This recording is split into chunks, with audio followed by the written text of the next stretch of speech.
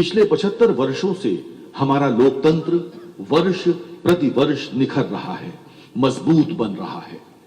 इस श्रृंखला में विशेष रूप से आज का दिन अति विशेष है। वन नेशन वन एप्लीकेशन की परिकल्पना वाला ई विधान अब उत्तर प्रदेश विधानसभा का अभिन्न अंग बन चुका है। आज के कार्यक्रम को गरिमा के उच्च शिखर की ओर ले जाते हुए अब मैं माननीय मुख्यमंत्री श्री योगी आदित्यनाथ जी को उनके संबोधन के लिए आमंत्रित करता हूं।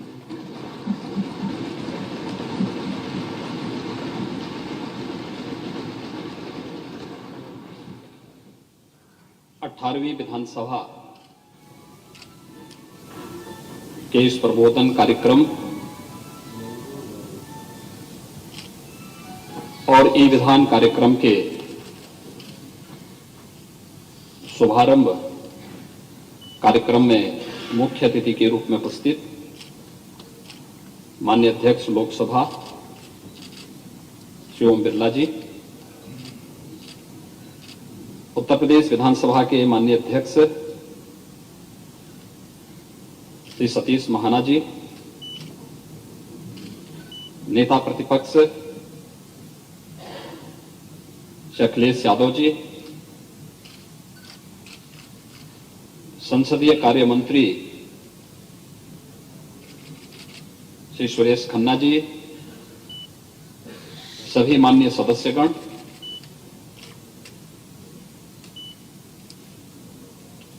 उत्तर प्रदेश विधानसभा के सभी नवनिर्वाचित माननीय सदस्यों के प्रबोधन प्रशिक्षण के लिए आयोजित इस विशेष कार्यक्रम में और ई विधान कार्यक्रम के शुभारंभ के इस आयोजन में मैं माननीय अध्यक्ष लोकसभा श्री ओम बिरला जी का आप सभी माननीय सदस्यों की ओर से और आपके माध्यम से उत्तर प्रदेश की जिस 25 करोड़ जनता के हितों के लिए यहां पर चिंतन मनन के कार्यक्रम चलने हैं, उन सब की ओर से हृदय से स्वागत करता हूं, अभिनंदन करता हूं।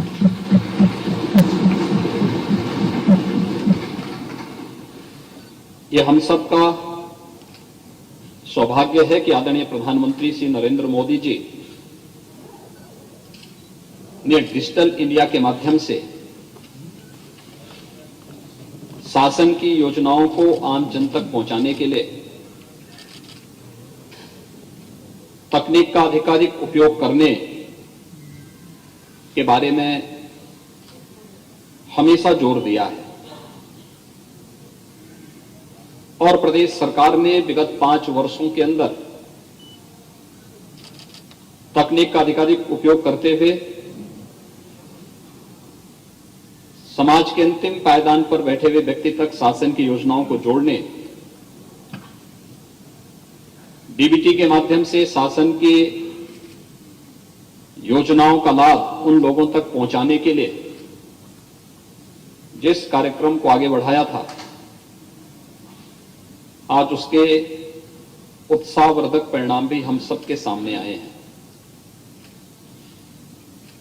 मैं धन्यवाद दूंगा उत्तर प्रदेश के हमारे माननीय अध्यक्ष जी को, जिन्होंने आदरणीय प्रधानमंत्री जी के डिजिटल इंडिया के इस कार्यक्रम को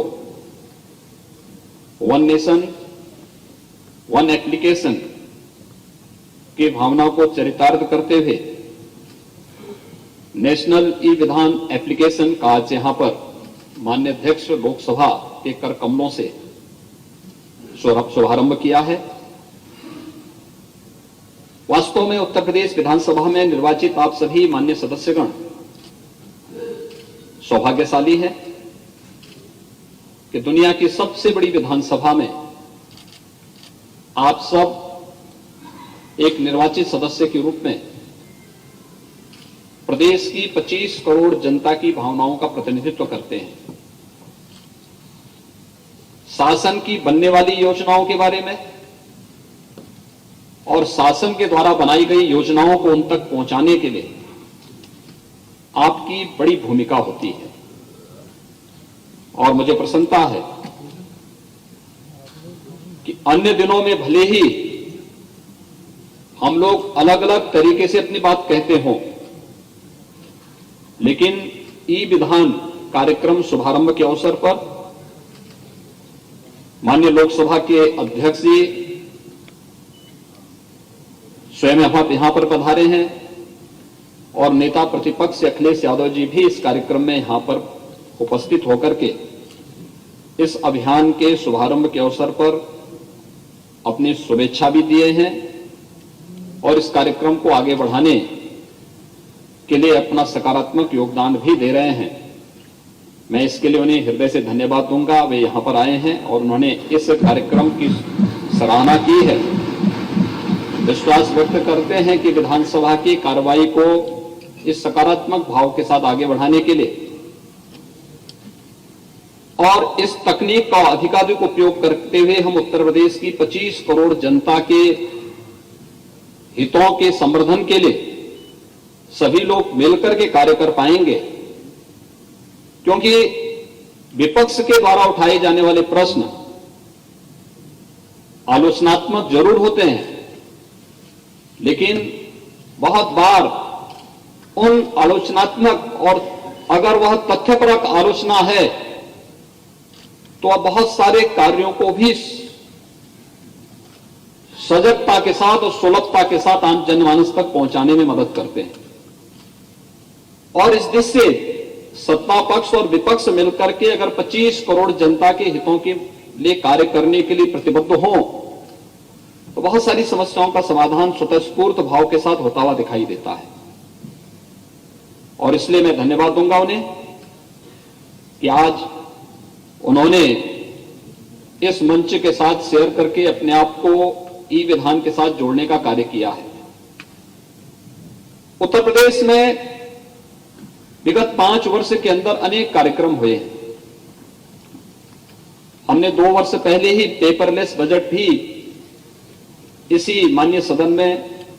हमारी सरकार ने प्रस्तुत किया था और उस समय भी मैंने माननीय सदस्यों के मन की इस पीड़ा को देखा था कि वास्तव में हम लोग क्या वन नेशन वन एप्लीकेशन के आदरणीय प्रधानमंत्री जी के उस विजन के अनुरूप इस कार्यक्रम को आगे बढ़ा पाएंगे।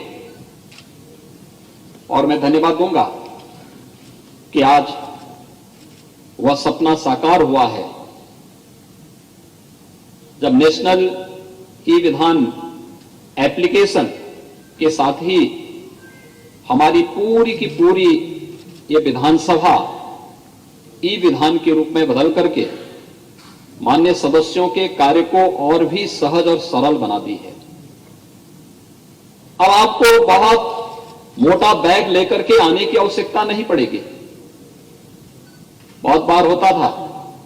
कि माननीय सदस्य जब सदन में आते थे तो अपने एक सहायक को साथ में लेकर के चलते थे और बहुत बार तो इस बात को लेकर के सुरक्षा कर्मियों के साथ उनकी बकझक होती थी कि साहब मेरा बैग लेकर के अंदर तक मेरा सहायक जाए। मुझे लगता है कि ई विधान के बाद आपका कार्य और भी सरल होने जा रहा है, लेकिन तकनीक में पारंगत होना, तकनीक को सकारात्मक भाव के साथ लेकर के वो प्रदर्शन की वस्तु नहीं होती है। तकनीक को आम जनमानस के कल्याण के लिए, लोक कल्याण के लिए उपयोगी बनाने के लिए उसका प्रशिक्षण और फिर उसका अधिकाधिक सदुपयोग हम कैसे कर सकते हैं, इस दिशा में अगर हम सकारात्मक भाव के साथ कार्य करेंगे इसके अच्छे परिणाम सामने आएंगे और एक स्वस्थ चर्चा परिचर्चा को आगे बढ़ाने में भी हमें मदद मिलेगी। मुझे प्रसन्नता है कि आज यहां पर माननीय लोकसभा के अध्यक्ष जी का मार्गदर्शन 2 वर्ष के बाद फिर से यहां पे प्राप्त हो रहा है। जनवरी 2020 में आप यहां पर एक कार्यक्रम के विषय इसी सदन में संबोधित करने के लिए आए थे, जब तमाम विधानमंडलों से जुड़े हुए माननीय पदाधिकारी और स्पीकर से यहां पर उपस्थित होकर के कैसे हमें संसदीय कार्य प्रणाली को और भी मजबूत बनाना है, इस दिशा में एक स्वस्थ परिचर्चा को आगे बढ़ाने का कार्य हुआ था। 17वीं विधानसभा इस दिशा से बहुत समृद्धशाली रही। यद्यपि 2 वर्ष का कार्यकाल हम लोगों का वैश्विक महामारी कोरोना से जूझते हुए उसके प्रबंधन में व्यतीत हुआ, लेकिन उस संकट के दौर में भी, चुनौतियों के बीच में भी कैसे रास्ता बनाया जाना चाहिए, प्रधानमंत्री जी के मार्गदर्शन में, उनके नेतृत्व में न केवल सरकार ने बल्कि विधानसभा ने भी अपने कोई सत्र बाधित नहीं होने दिया। हां, ये जरूर रहा कि हम लोग जो सदन की स्ट्रेंथ थी उतने मान्य सदस्यों को एक साथ यहां नहीं बिठा पाते थे। हमने वर्चुअल जुड़ने की भी परमिशन दी है। जो बड़े बड़े स्क्रीन लगे हुए हैं, इसी बात के लिए उस समय भी स्थापित किए गए थे कि हम इस स्क्रीन का उपयोग कर सकें और कोई मान्य सदस्य जो 60 साल से ऊपर का है, पहले से किसी बीमारी से ग्रसित है, अगर वह चाहे या अस्वस्थता की स्थिति में है तो वह चाहे तो वर्चुअली भी जुड़ करके सदन की कार्रवाई का में भागीदार बन सकता है। और उस समय भी सदन का कार्य हो सकता है कि हमने सदन की कार्यप्रणाली को नियमित चलाया। हां, उसकी अवधि को सीमित किया गया, लेकिन सदन तब भी चला। सरकार ने अपनी सारी गतिविधियों को चलाया, कोविड प्रबंधन का एक मॉडल खड़ा करने का प्रयास किया। उस चुनौती से जूझते हुए आज हम लोग एक नई विधानसभा की ओर आगे बढ़ रहे हैं। 18वीं विधानसभा का गठन होना और 18वीं विधानसभा के गठन के साथ ही ई विधान लागू होना और उसके प्रशिक्षण का भी कार्यक्रम। कल मैं स्वयं यहां पर आया था, मैंने पूरे सदन का अवलोकन किया था, मान्य सदस्यों के प्रशिक्षण के कार्यक्रम को भी देखा। और मैं आप सभी मान्य सदस्यों से भी अपील करूंगा, 128 नए सदस्य आए हैं। पुराने भी मान्य सदस्य बहुत सारे ऐसे होंगे कि जिनको अब तक ये लगता रहा होगा कि हो सकता है कि इसकी प्रशिक्षण की आवश्यकता हमारी नहीं। यद्यपि हमारे ई कैबिनेट पहले से है, हमने ई बजट 2 वर्ष पहले ही प्रदेश में यहां लागू कर दिया था, लेकिन मेरा आप सबसे अनुरोध होगा कि हम तकनीक से भागे ना, उसको अंगीकार करें। हां, उसका पिछलग्गू भी ना बने, क्योंकि बहुत बार होता यह है कि हम फिर जहां पे पब्लिक से इंटरेक्शन होना है, जनता के बीच में जाना है, फील्ड विजिट हमारे होते रहने चाहिए, क्षेत्र का विजिट होते रहना चाहिए। नहीं तो ऐसा ना हो कि क्षेत्र विजिट के लिए आप भी ये मान लें कि अब हम वर्चुअल ही सबसे संपर्क करके काम चलेगा। जनता से संवाद के लिए आपको प्रत्यक्ष जाना ही होगा, और नहीं तो वर्चुअली जड़ने की बात तो फिर जनता भी उस समय चुनाव के समय यही कहती है कि आप वर्चुअली वोट भी ले लेना। तो वह स्थिति कम से कम विधानसभा के मान्य सदस्यों के साथ नहीं जुड़ सकती है। हम उसके पिछलग्गू न बने, लेकिन हां, अपनी सुविधा के लिए, प्रदेश के विकास के लिए और 25 करोड़ लोगों के जीवन में व्यापक परिवर्तन करने के लिए तकनीक का अधिकाधिक उपयोग अगर हम करना प्रारंभ कर देंगे तो कोई कारण नहीं कि उत्तर प्रदेश आज जिस दिशा में बढ़ा है, एक जो नया विश्वास उत्तर प्रदेश की जनता ने आप सब में व्यक्त किया है। उत्तर प्रदेश में जो संभावनाएं हैं और पूरा देश और देश का नेतृत्व उत्तर प्रदेश के अंदर जिन संभावनाओं को देख रहा है, इन संभावनाओं को सभी लोग मिलकर के अच्छे ढंग से आगे बढ़ा करके आदरणीय प्रधानमंत्री जी की मंशा के अनुरूप हम देश की अर्थव्यवस्था में उत्तर प्रदेश की भूमिका को पूरी मजबूती के साथ और सही परिप्रेक्ष्य में लाने में सफल होंगे। प्रशिक्षण के इस कार्यक्रम की अवधि के दौरान आप माननीय सदस्यगण अवश्य इसका प्रशिक्षण लें, सभी माननीय मंत्रीगण भी इसका प्रशिक्षण लें और प्रशिक्षण के साथ जुड़ करके ई विधान का लाभ लें और फिर इसका उपयोग प्रदेश के विकास और प्रदेश की 25 करोड़ जनता के हितों के संवर्धन में हम लोग अवश्य करें। इस विश्वास के साथ मैं माननीय अध्यक्ष लोकसभा जी का यहां पर उनका हृदय से स्वागत करता हूं, अभिनंदन करता हूं। आप सबके इस प्रशिक्षण कार्यक्रम के प्रति और ई विधान के प्रति मैं माननीय विधानसभा के अध्यक्ष जी को हृदय से धन्यवाद देता हूं। आप सभी के प्रति अपनी शुभकामनाएं व्यक्त करता हूं और विश्वास व्यक्त करता हूं कि ई विधान लागू होने के बाद हम इस पूरी विधानसभा को फेज वाइज पेपरलेस बनाने के साथ ही जो हार्ड कॉपी हमारे पास आती थी उस व्यवस्था को धीरे धीरे करके समाप्त करते हुए हम लोग एक समय आएंगे कि हमारा माननीय जनप्रतिनिधि, माननीय विधायक अपने टैबलेट या अपने सारे कार्यक्रमों को ई विधान के माध्यम से ही जोड़ करके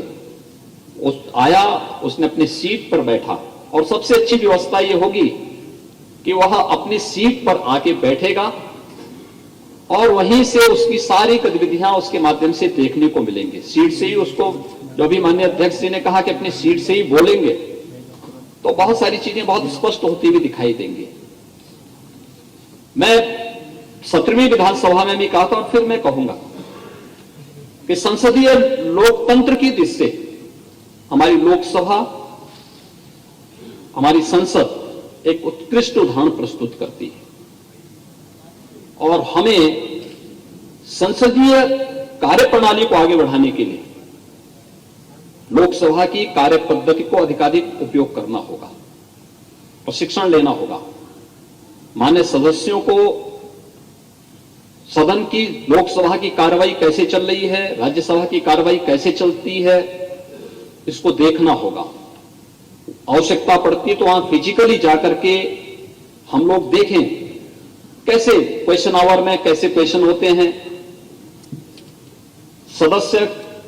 एक मान्य सदस्य कितना अपने प्रश्न पर कितने सप्लीमेंट्री क्वेश्चन पूछ सकता है। प्रश्न एक मान्य सदस्य ने पूछा है लेकिन अन्य कितने सदस्य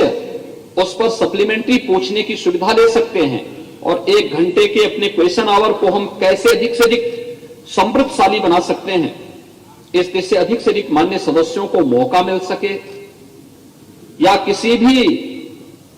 मुद्दे पर चर्चा को आगे बढ़ाने के लिए उसको हम प्रभावशाली तरीके से आगे कैसे बढ़ा सकते हैं,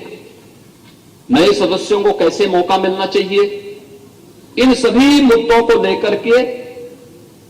ई विधान के साथ ही 18वीं विधानसभा इन सभी कार्यक्रमों को लेकर के स्वस्थ संसदीय प्रक्रिया को आगे बढ़ाने में भी हम लोग सफल होंगे, इस विश्वास के साथ कि 17वीं विधानसभा में कुछ कार्यक्रम आगे ऐसे चले थे। खासतौर पर हमने सस्टेनेबल डेवलपमेंट गोल्स पर 36 घंटे तक उत्तर प्रदेश विधानसभा में विशेष चर्चा हुई थी और मुझे लगता है कि किसी भी राज्य विधानमंडल की यह पहली चर्चा थी जिसने 36 घंटे तक निरंतर चर्चा को चला करके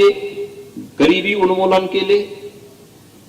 शिक्षा के क्षेत्र में क्या परिवर्तन हो सकते हैं, सबको स्वास्थ्य के लक्ष्य को कैसे आगे बढ़ाया जा सकता है,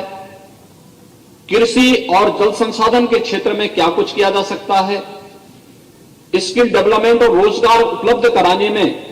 कैसे हम योगदान दे सकते हैं, इन सभी मुद्दों पर व्यापक चर्चा हुई थी। उसके लिए मंत्रिमंडल के समूह बनकर के उन कार्यक्रमों को हम लोगों ने आगे बढ़ाने का काम भी किया, काफी कार्यक्रम आगे भी बढ़े। ऐसे ही राष्ट्रपिता महात्मा गांधी की 150वीं जयंती कार्यक्रम के अवसर पर भी विधानमंडल का विशेष सत्र आहूत किया गया था। यह कार्यक्रम हमारी स्वस्थ संसदीय प्रणाली को व्यक्त करने का भी एक माध्यम था और चर्चा परिचर्चा के माध्यम से हम अपने संसदीय सामान्य रूप से औपचारिक कार्यक्रमों के इतर भी अन्य विषयों पर भी हम गंभीर चर्चा को आगे बढ़ा सकें, ये कार्यक्रम भी यहां पर चले थे।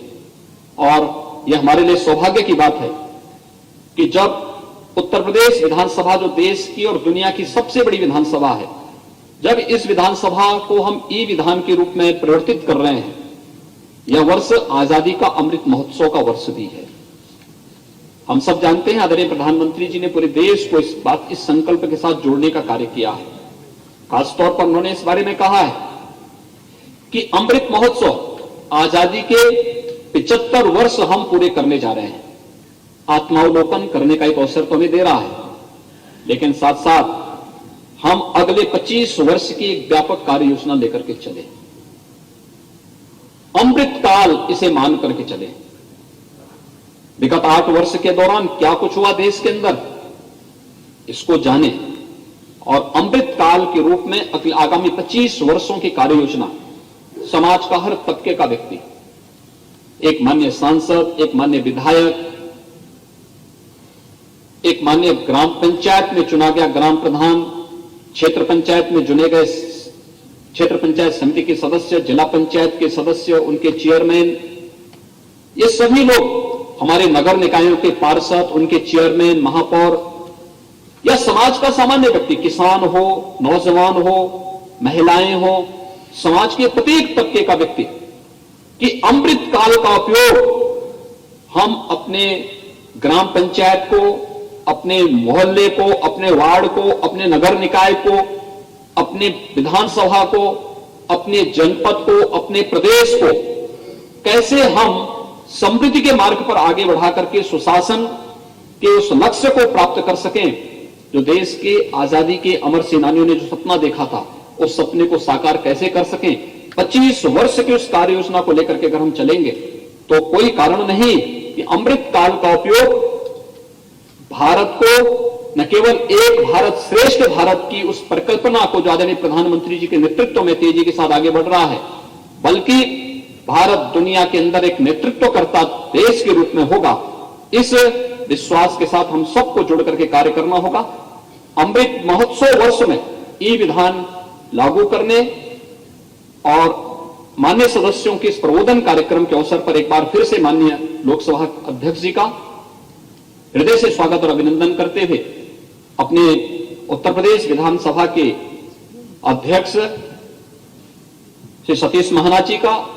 मैं हृदय से धन्यवाद दूंगा कि उन्होंने बहुत कम समय में इस बेहतर तकनीक का उपयोग करते हुए उसके प्रशिक्षण के कार्यक्रम को भी आगे बढ़ाया है। क्योंकि प्रशिक्षण अगले 2-3 दिन के अंदर हम लोग इतना पारंगत हों कि 23 मई को जब यहां पर माननीय राज्यपाल महोदय अभिभाषण देने के लिए आए, समेत सदन को अभिभाषण देने के लिए यहां पर उपस्थित हों, तो उस समय एक टैबलेट हम सब के सामने ई विधान के रूप में एक नई तस्वीर उत्तर प्रदेश विधान सभा की प्रस्तुत करता हुआ दिखाई दे। और फिर ये बजट सत्र भी हमारा होगा, तो बजट सत्र का भी एक आयोजन हम इसके साथ देख पाएंगे। हमारा प्रयास होगा कि इस सत्र में भले ही हम आपको हार्ड कॉपी भी उपलब्ध कराएं, लेकिन अगले सत्र से प्रयास होगा कि सब आप सॉफ्ट कॉपी के माध्यम से ही आप ई विधान की कार्य प्रणाली के साथ जुड़ सके। एक बार फिर से मैं इस पूरी कार्य पद्धति के प्रति, इस प्रबोधन कार्यक्रम के प्रति, ई विधान के प्रति, इससे जुड़े हुए विधान सभा से के सभी हमारे जो प्रमुख सचिव और उन अधिकारीगण हैं, उनकी पूरी टीम को, एनआईसी की पूरी टीम को हृदय से धन्यवाद देते हुए आप सभी के इस प्रशिक्षण के प्रति मैं अपनी शुभकामनाएं देता हूं। धन्यवाद। जय हिंद।